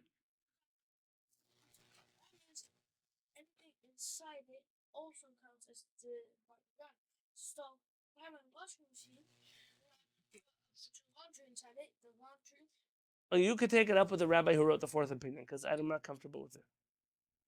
Yeah, I'm a smart guy. So now we have this. Tivilat kelim has nothing to do with kashrut. It is a halacha that has to do with food and utensils, but nothing to do with kashrut. So for the next part of the shiur, please don't tell me, oh, if I made chametz in it and then I put it in the mikveh, is that okay? No, the mikveh is just going to become chametz. It's not going to be that the pot is going to become kasher lepesach. You understand? These 2 halachot have nothing to do with each other. Can a mikveh become chametz? No, I'm obviously joking. Okay, I have to say that. Why? Because then somebody's going to quote me that I said that the mikveh is becoming chametz, and then who knows what? They're going to call me from over there saying that I made their mikveh chametz. So now, like this. Rabbi, Yes. you didn't say that every appliance you buy, like a washing machine or a dryer, has to be sold from a Jew. No. See, that's the point. Only if it's used for the preparation of food. Oh, Thank you, Marlene. You just saved us. Baruch Hashem. Jacob is opening up the business, though, of kosher for Passover washing machines. That's his water heaters. I added another branch to your business. Yeah, that's a kind. You're right that she was here for that story. Okay. Cookies on the hood of your car. There are people who do. Okay, I was in a yeshiva once where the guys used to make scrambled eggs on the iron. Flip the iron over. Ironing there. Okay. Oh, yeah, that's it. So with the brick from with the handle. Shabbat with the sun. But put it- Oh, directly in the sun. Very good. What are you gonna do now? After kasha, they gotta blow torch the sun. Careful. Okay, so now we're now. So I'll tell you afterwards. Let me now talk to you about your kitchen. This is the moment you've all been waiting for. How to make your kitchen kasher Pesach. To understand this part of halakha, you have to understand the rule. Once you understand the rule, you'll be able to do all the math on your own. Most rabbis, they like to teach rules. Not rules, details. They tell you, this is how you kasher the countertop. This is how you kasher the microwave. This is how you kasher the door. This is how you kasher, that's how they go, and then you have to memorize all those things. Mori Harav, his style in halakha was, let me teach you the formula, the equation. You will plug in all the variables, and always you'll get the right answer. So let me teach you the equation. Kashrut works the following. Rule number 1. Ta'am ke'ikar. Taste is the determining factor whether or not something is kasher or not. So, for example, if you make soup, chicken soup in this pot, and then you find out, oh my gosh, the person in the Airbnb before, they made pork chop soup here. I'm making up foods today because we're making up. Now, are you allowed to taste the chicken soup to see if it tastes like pork? No. But you can ask the host of the Airbnb, hey, can you taste it for me? And tell me what it tastes like. What kind of soup? Wow, that's a great shrimp chicken fusion or pork chicken fusion. Then you know you can't eat that soup. But no, that's a great chicken soup. Hey, does it taste like pork? No pork here. Okay, so I'm saying you have to go to an expert food taster. Fine, bring your expert food taster. What does it taste like? Doesn't taste like pork to me. That soup is kasher. What if it's only 40 times the amount and not 60 times? Doesn't matter. The taste is what is important. Our rabbis say, listen, but if you want a general rule, the general rule is 1 out of 60. When you have 60 times soup to the pork, it's never going to taste like pork. What happens if it's 60 times and I still taste pork? Is the soup kasher? No. So the rule is tam ki'ikar. Taste is the determining factor about kashrut. Once you know this, the rest of the halachot I'm going to share with you are going to be very difficult because they almost seem fantastical and not practical. So halakha number 1. Only good taste is a problem. If we're saying taste is a problem, only good taste is a problem. Something that is noten tam lifgam. It gives a bad flavor. It's not a problem of kashrut. Even if it's a not kasher ingredient, but it's a bad flavor. So that could mean spoiled food, like you mentioned. 24 hours is the rule. Tosafot are lenient. They say 12 hours, overnight. But we say 24 hours. That's called in halakha me'et le'et. From time to time. From 24, let's say 10 o'clock tonight, 10 o'clock tomorrow night. That's already a bad flavor. And let's say you don't want your chicken soup to taste like pork chops. That could be an argument of noten tam livgam. Not usually, but I'll explain to you. Let's say whatever was in this pot is going to ruin your soup. It will spoil your soup. That would be something noten tam livgam. What causes something to become spoiled? The simplest thing, you waited 24 hours. 24 hours of food being in a pot, the food is not safe to eat anymore. USDA says 2 hours, but Chachamim say 24 hours. So let me explain to you what that means. A piece of moldy pig on the counter that fell into your chicken soup doesn't make your chicken soup not kasher. Because it's noten tam. It gives flavor, but what kind of flavor? Livgam, a bad flavor. And therefore you don't have to worry about the kashrut of that ingredient. Next rule. I'm going to share all the rules. Rule number 1 of these rules. Kishem shebol'o, kach poleto. The way that something is bolea, it absorbs flavor, is the same way that it excretes the flavor. The better word, secretes the flavor. English, help me here. The same way something absorbs flavor is the same way that what, Marlene? Releases. That's a great word. I love that word. Releases flavor. Say that word. Absorbs. Wait, Sarit, you can't break up now when you're telling me a new word. So absorb and?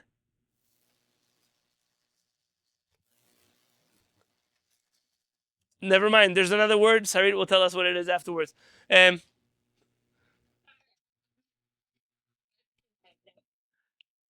The same way something absorbs flavor is the same way that it releases flavor. If it absorbs flavor through dry heat, it will release flavor through dry heat. If it absorbs flavor through wet heat, it'll release flavor through wet heat. If there is no heat, that means it didn't absorb flavor, and therefore it cannot release flavor. So rule number 1, no matter what you use in a pot when it's hot, if you use it cold, it never accepts flavor because no flavor is released. So you can use a chametz pot to put cold things inside of it on Pesach. Yes? Just like I can use my meat bowls that are made out of ceramic to drink cereal and milk from because it's cold. Can I do that lechat techila ideally? Yes, lechat techila, that's fine. You can use lechat techila, a dairy spoon inside of a cold meat dish. Lechat techila. Ideally, you can do such a thing. The same with chametz and Pesach. Now that you know this rule, here are the ways you make things kasher. If something absorbed chametz on the barbecue, on the fire, how are you going to? So I use this in the fire to flip my burgers in the fire.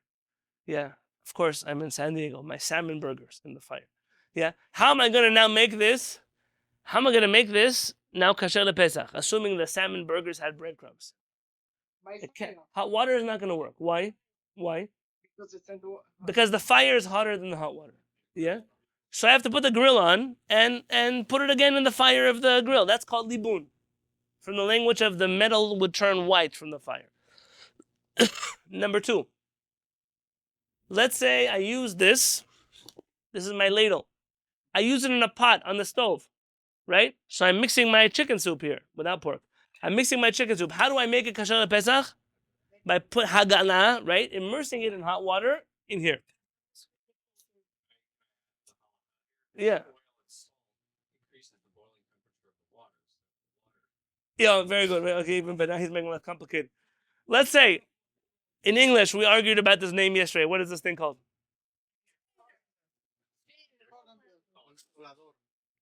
How do you say it in Spanish?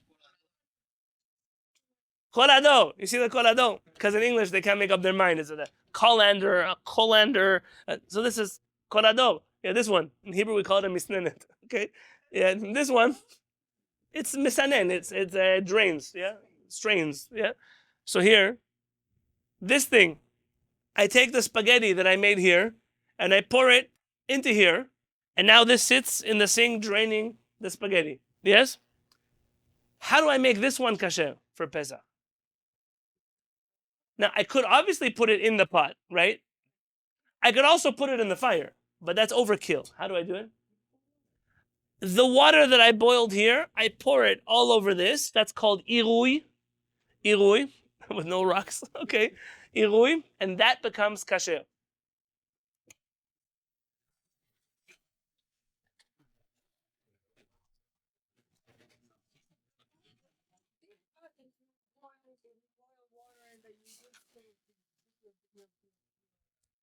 That works for everything. Yes, that pot is kashering itself. So you could use a meat one for dairy. That's a great question. A chametz one for all that pot is okay. Now let's say, can we pretend this plate is a bowl for a second? I don't like to lie. Parents wouldn't let us lie. Can I borrow your bowl for a second? Yeah. So now here's a bowl. I take the spaghetti out of the bowl, out of here. It's still hot. I put it in here. Now, how do I make this one? It's not paper. This one is going to be. How do I make this one kasher? It's a very low level of heat that is needed. It's really not even so hot. But you would argue that you would pour this water here, and then now take. It's the one that doesn't have holes. Now I'm eating my. These kids over here. I'm eating my. I'm going to use a plate. You know, just for you. I'm eating my spaghetti out of this plate. And I'm eating with a fork here. You guys see on the camera? This fork, how do I make it kasher? You can for sure put it in the fire, put it in the pot. You could pour hot water on it. Let me give you some practical advice now.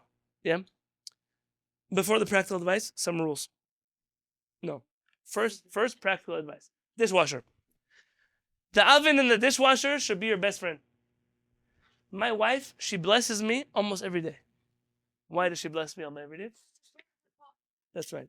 I told my wife we got married, I'm not pouring hot water and anything. My mother-in-law bought me a new set of pots for my wedding, the first Pesach. I took all the pots. I said, who needs to deal with water?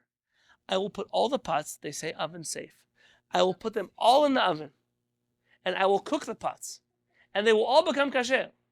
And it's true. All of the pots were oven safe. They are all fine. But all of those little metal handles of the pots, they were not oven safe, and they all fell off. And so my wife, every time she picks up a pot and burns her fingers, she blesses me. Because she remembers that first year of our marriage that she burned her fingers, and now until today she has to burn her fingers. No, she has new pots, but she likes those pots. So we still have those pots. It doesn't matter how many pots I'm going to buy afterwards. We're still going to burn our fingers and bless me. Baruch Hashem. So these pots, you can kasher things that are oven safe inside of your oven. That's the easiest way. Put it inside, turn on the oven, go. Number two.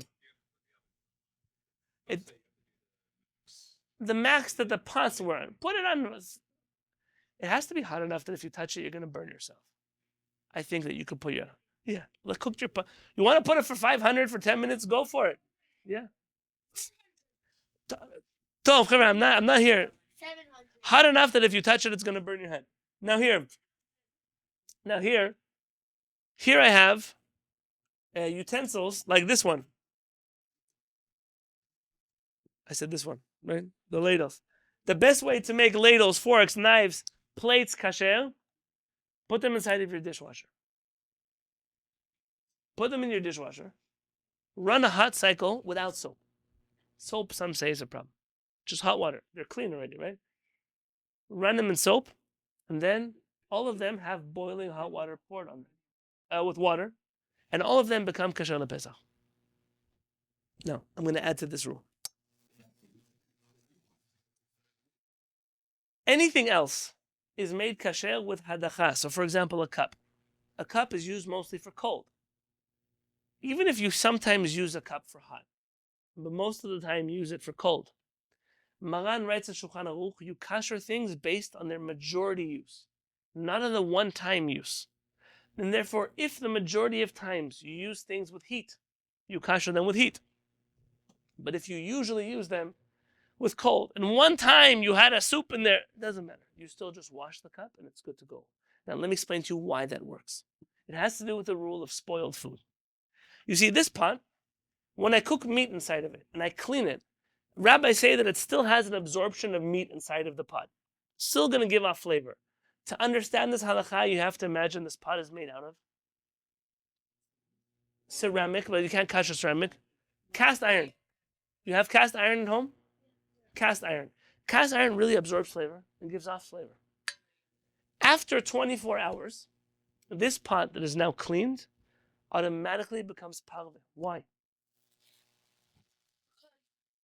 Because the flavor, very good, the flavor absorbed inside of it has spoiled, and the only flavor it's going to give off, like Avinam said, is a bad flavor.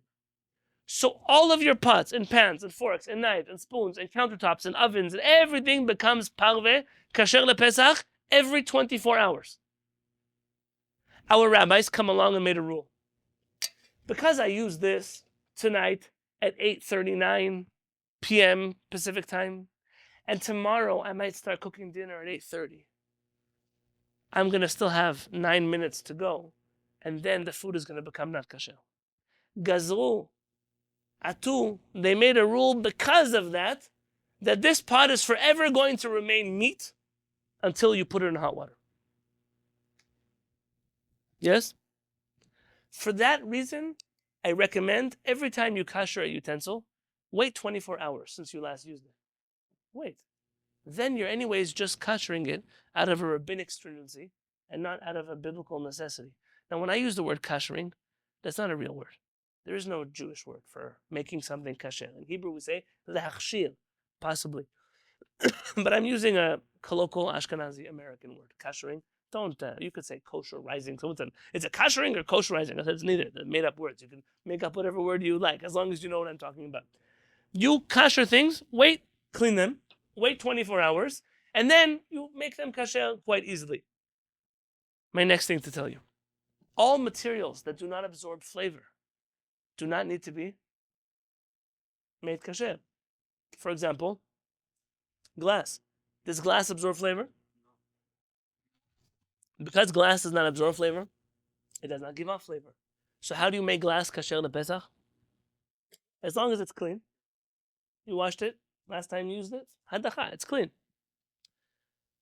There are people that get stuck in halacha about the Shulchan Aruch says this is how you make metal kasher. Shulchan Aruch says this is how you make ceramic. Shulchan Aruch says how you make glass. Don't get stuck on the words. Get stuck on the properties of the materials. I know what I'm saying is going to sound like a chidush for many people, but this was the shita of Mori Harav. In the early years, he said it quietly. Towards the end of his life, he said it publicly. I have him recorded saying it in case nobody believes me. This is the following. Stainless steel. Stainless steel does not absorb flavor. It also, therefore, does not give off flavor. In my home, you don't have to eat in my house.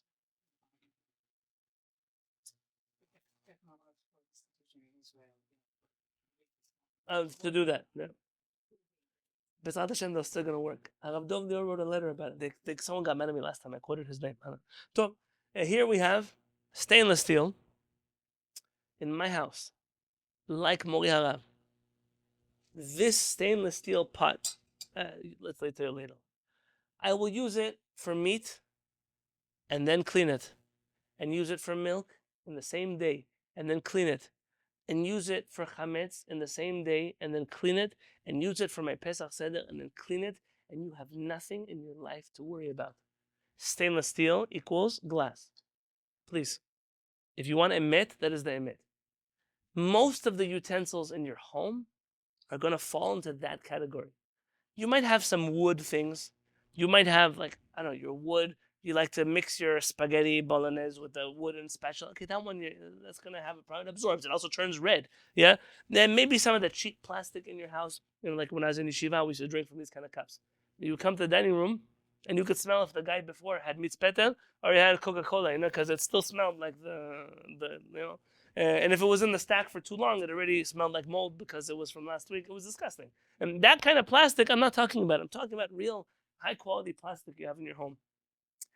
Other things that are absorbent, you make them kasher the way we first spoke about. Now that you know these rules, let's talk about all of the appliances. Yeah. Same. Corel is a hard surface, doesn't absorb. Question is if it's like glass in terms of having to take it to mikveh. Could be. But in terms of absorbency, yeah. It functions like glass. Right. So there are some Sephardim that claim that Korel, he said that Korel, because they mix in, has colors, it can't be that it's only glass. But Lamaseh, it doesn't give off flavor. You can test any material. Take your pot. Take, what's the spiciest pepper they sell now in the store? Ghost peppers? Over there, you eat ghost peppers? Michael, ghost pepper, you know what is a ghost? Carolina Reaper? Didn't some kid die from a Carolina Reaper last year? Can we say habanero? Because I'm already thinking about a bell pepper and I'm spicy for me. Okay, let's take a habanero, okay? If I'm going to take a habanero, Ovadia, a lot of them, slice them, open them, smear them in this pot, and then start to cook, saute them in the fire. And then I wash this with soap and water. And I boil water inside of it. Will I taste the habanero pepper? If I do, then I have to make this pot kasher. If I don't, this pot is already kasher. That's very simple. It's a very simple halacha.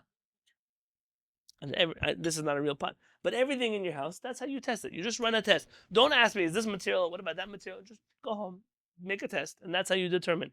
Let's run through your kitchen very quickly. How do you make your refrigerator kasher lePesach? Wait, don't you have to wait 24 hours before you make that pot? Right, that's what I said earlier. So now we have a refrigerator. I saw a rabbi yesterday from a very prestigious group of rabbis who convinces everybody that they are very lenient in halakha and very accommodating of people, and they're very open-minded rabbis. He was explaining that mi'ikar hadin, the main halakha, requires you not to do hagala on your refrigerator. You don't have to pour the hot water or dip the shelves into hot water. All you have to do, he opened the refrigerator and he showed the rubber lining in the door of the refrigerator All you have to do is take chemicals and a toothbrush and clean the rubber lining. I was thinking about it. In his house, he does that, or he makes his wife do that. What kind of resha? Like you, mikal hadin, you have to. That's what you have to do. To your refrigerator, you have to do nothing. It's a good idea to clean your refrigerator in general. If you have a clean refrigerator, you don't have to do anything. Just like you don't have, carefully, just like you don't have meat. Maybe I said this last year, and somebody said, but in their house they do. Okay, just like according to halakha, I see my New York people smiling now. Just like you don't have a meat shelf in your refrigerator and a dairy shelf in your refrigerator, you don't have to. See, that's the problem. You don't have to deal with chametz and not chametz. Just don't line your refrigerator shelves with paper or with aluminum foil. All of that is bad for the circulation of your refrigerator. You're going to kill your refrigerator engine after that. So next, now you have your microwave. How do you make a microwave kosher Pesach? Just clean it. Why? A microwave, b'shita, doesn't become hot. If you heat up a cup of something, food in the microwave, and then you open the microwave, you could touch the wall of the microwave. The way microwaves work is like that. You want to be strict. There are people now look for it. You want to be strict? Take a cup of water, boil it in the microwave for a minute. Be careful, it's not one of those cups that explodes. It's dangerous. But in general, just clean your microwave out. That's all you have to do for your microwave. What else? By the way, in general, your microwave should be clean. I once went to a yeshiva guy, the same yeshiva guy's dorm. By the way, it's a crime against humanity that these yeshiva guys then grow up and have to marry civilized, cultured women, because you should see the way they live when they're like this in the yeshiva. So you open the microwave, and inside the microwave was like Picasso did artwork there. Green mold and blue mold and pink mold, and it was very good. It was all kinds of things growing in there, and that's disgusting. Probably chametz is not even, but it's disgusting. If your microwave is clean, the cleaner something is, the easier it is. That's why we use for meat and milk. The only problem in the microwave for meat and milk is the splatter, because you don't want to then microwave something and there's like tomato sauce splatter there. So cover what you put in the microwave. You can get one of those little like covers you put in. In my house, I have a plastic cover. I cover it because I don't want to be wiping the whole day the microwave from steam. But that's the. Now you talk about your dishwasher. How do you make a dishwasher kosher Pesach? The same way you don't have to make it kosher for meat and milk. You can use the same dishwasher. Meat plates and dairy plates, and put soap in the water and run the cycle, and it's totally fine. Because soap is pogem. Soap makes all of the flavor there pagum, bad. And therefore it's fine to run that there. Next, your countertops. I say this every year and people go crazy on me. I said it in New York and I upset somebody. I asked Mechila. If I go to somebody's house and I see aluminum foil on the countertop on Pesach, I will not eat in their house until I verify further. Because I know that this person does not know halakha. They don't know what they're afraid of. They don't know how chametz works. Give me the scenario. I'm making now, I have a beautiful marble countertop in my house. He'll say, I'm in your house. My house doesn't have it beautiful. I have a beautiful marble countertop. I take give me a food, chametz food.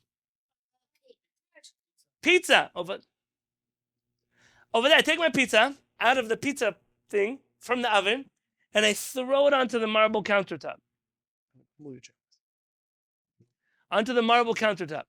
And then what do? It's hot. It's on the counter, and I start slicing the pizza on the counter. Yeah? Okay. I pick up the pie.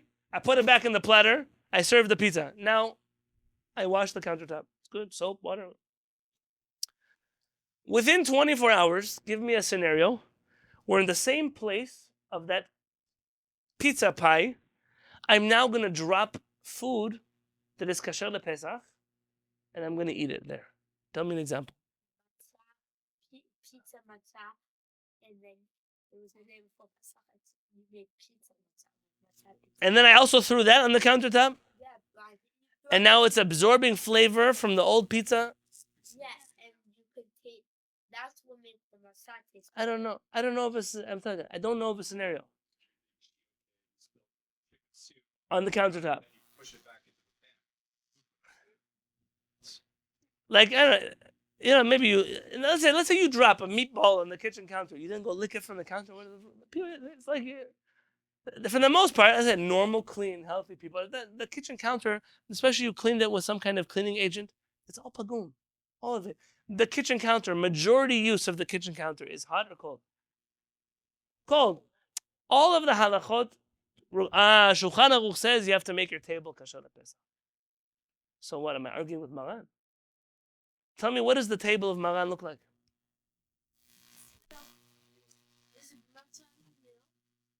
Remember we saw the picture on Sunday? Remember the table was, you sit on the floor, you sit on the table. The table is your plate. The table is what you eat from.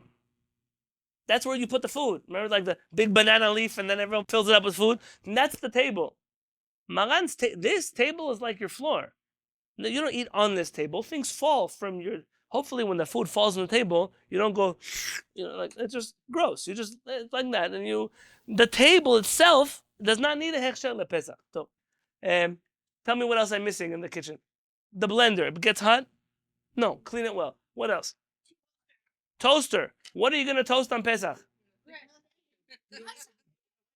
Your gluten-free waffles from Trader Joe's. Okay, let's say you want to do that. Okay, let's say. My recommendation is that a toaster is very hard to clean in general. In general, those crumbs, you could be shaking that thing from now till next year Pesach and still going to have crumbs coming out of it. My opinion is, and you know me, I'm not strict about things usually, but for $20 a toaster class, you can have a toaster for Pesach. Okay, that's my feeling. Just because I practically can't tell you how to clean it, but maybe you know how to clean it. If Rachel can't clean it, it's already we give up hope. Instant Pot. Okay, Instant Pot. I used to have one for about 2 days and then I gave it back. Instant Pot. The pot itself, you kasher like any other pot. The problem here was the rubber. I noticed the rubber changed colors. Like I put something with turmeric and it turned yellow. And then I couldn't clean it, which tells me there's some kind of absorbency. But technically, you should be able to pour hot water on it or dip in it. I don't know if it will get ruined, but you can make it kasher. For sure you can. You just have to, you can boil that rubber thing. I don't want to give bad advice to anybody, but. And I'll run it again. Great. Okay, that's a good idea. Yafemot. Okay, so you can make a kasher like that. I think that's pretty much our whole kitchen. There's no need to go crazy. Just turn on your oven for 30 minutes. Turn on your stove. People, stove tops. Everybody's going crazy with the stove. What's going to be with the stove? How do you pour the water on the stove? How do you blowtorch the stove? If you have a glass stove top, you just wipe it down. If your stove top is not glass, you just wipe it down. If your stove top has coils in it, you just wipe it down. Don't put aluminum foil anywhere. We didn't have aluminum foil 80 years ago. The stovetop becomes kasher. You want to burn it out. Turn them on for 10 minutes, each one. Let it burn. Just like you don't have, and I said this last year and someone said, but we have. So, Mansi, I'm looking at you guys. And just like you don't have separate burners for meat and milk, you don't need to have separate burners for chametz and Pesach. It's the same thing. The only halakha you need to know about a stovetop for the whole year, that if food falls out of your pot onto the stovetop, you shouldn't eat that food. Because likely you've used the same stovetop for meat and milk and splatter and the thing. You could be having a situation where your meatball falls on the same place your mac and cheese from earlier in the day came from. So that's a good thing. Don't eat from the stovetop. In general, it's a good idea not to eat this. I can understand people today do have separate burners for meat and milk, Yeah. particularly. That's why I gave a shout out to my Muncie people. Rabbanit. Oh, very good. They all should have kosher for Passover plungers. So we're okay. Depends when you cook. So there are people who cook more frequently, people who cook less. Yes, you're right. But you're right. You're right. Very good. And my mother-in-law always says that teshuvah is like doing dishes. The longer you wait, the harder it is to clean it. Better to just clean things right away. It's always, okay. So I want to just, for the last few minutes that I have you for, before we go anywhere, I want to just assuage you about the foods, all the foods. Everyone's worried about food. I'm going to explain to you a few things. The kitchen. Anything you want to know about the kitchen before I stop with the kitchen? The teapot? Only used for stuff like that. Yes. I mean, there's nothing chametz. It's okay because they're not hot. Yes. Someone's talking. Yeah, of course. Somebody's talking, but I can't hear you well. Yeah. Her connection is not good. Sari, do you have another microphone or something else we could hear you from? Wait, now I hear you. I hear you. I hear you. I turned off my video, so I'm hoping that helps. It works. It works. Now we hear you. I apologize. When you mentioned that Maran writes that you kosher a utensil according to how it's usually used, right? Not the one-off cases. So if a utensil is usually used for cold, you don't have to kosher it with something hot just because you use it with something hot once. What does that mean for, let's say, the general pots and pans? Let's say, for example, in my home, we don't eat very much pasta and grains and all of that. So really, most of our pots and pans probably were used for chametz at one point, but most of the time they're not used for chametz. Does that mean? Oh, that's a good question. So that's a good question, and I'm going to tell you that when Maran says majority, he does not mean the food that's cooked inside. He means the method of heat that is used. So that's a good clarification. It's more about cold and heat versus like chametz, not chametz. That's not the rule. Yeah. Anyone else about the kitchen utensils? In about 6 minutes, I'm going to do a Q&A. I just want to finish with the food products before we. Question, Rabbi? Yes, Naomi. I don't think I really understood. Is it my turn to speak? Yeah, you're Naomi. Okay. So it seems like you said if a vessel isn't used for 24 hours, it's kosher to Pesach, and it's parv. Yes. Why are we putting it through a process of yibun or? Because the rabbis mandated, they made an extra rule. It's a fence And that's what you teach us. You do. Yeah, that's what the rabbi it's a fence around the laws of kashrut. Okay. Okay, the last thing I want to share with you about food.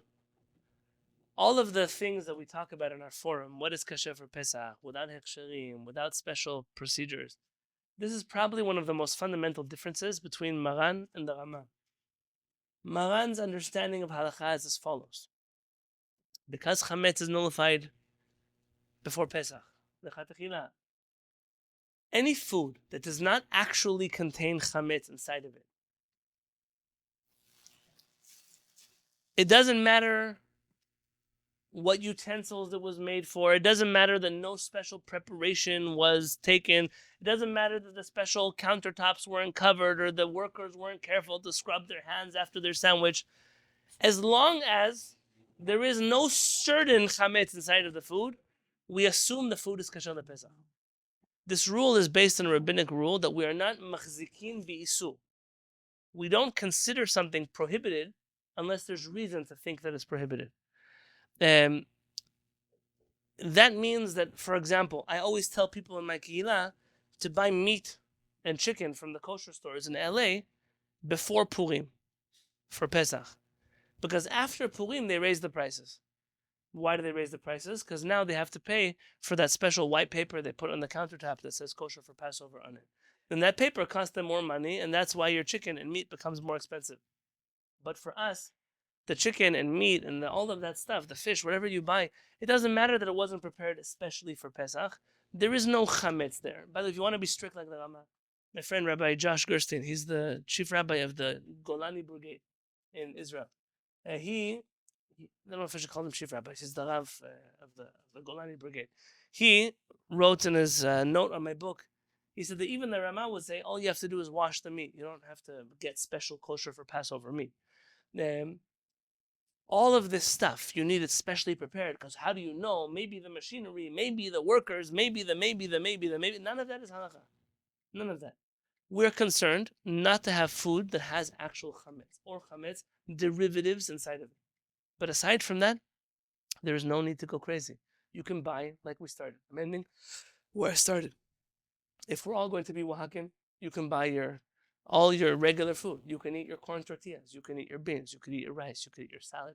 You can eat your meat. You can eat your fish. You can eat your chicken. You get all of the fruits and the vegetables and even the processed foods that are not, someone brings me a processed food has 17,000 ingredients in it. You probably shouldn't eat it today, not only Pesach. But the things you see, I don't know, it's tortilla chips. It says water, it says corn, water, lime, and salt. What could be chametz there? Maybe they made it in a factory that also makes pita chips. Maybe, maybe not. And even if they did, it was made before Pesach. And therefore, it's not a problem. It don't taste pita chips inside of my tortilla chips. I'm allowed l'chatechila to eat those chips on Pesach. The olive oil, you can only buy the special one because maybe the other olive oil looked at what other oil they have? Chametz oil? It looked at the pasta oil. I don't know what kind of oil make it a chametz. It looked at it the wrong way and now it all became chametz. All of these things are nonsensical. And the lists only become bigger and bigger and bigger and bigger and bigger.